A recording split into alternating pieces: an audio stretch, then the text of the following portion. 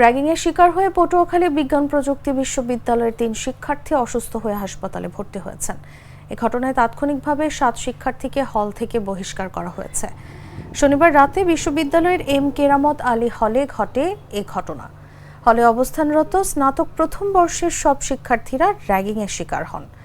শিক্ষার্থীদের সঙ্গে কথা বলে জানা যায়, গভীর রাত পর্যন্ত বিশ্ববিদ্যালয়ের এম কেরামত আলী হলে প্রথম বর্ষের শিক্ষার্থীদের র্যাগ দেওয়া হয়। এ সময় নির্যাতন সহ্য করতে না পেরে 3 শিক্ষার্থী অসুস্থ হয়ে পড়েন। নাম প্রকাশে অনিচ্ছুক 2023-24 সেশনের এক শিক্ষার্থী জানান, রাত 12টার দিকে ইমিডিয়েট সিনিয়ররা আমাদের গণরুমে এসে সবার মোবাইল জমা নিয়ে একটা টেবিলে রাখেন। এরপর আমাদের কান ধরে ওঠা বসা করতে বাধ্য করেন। এছাড়া সিগারেটের ধোঁয়ায় অস্বস্তিকর পরিবেশ সৃষ্টি করেন গণরুমে।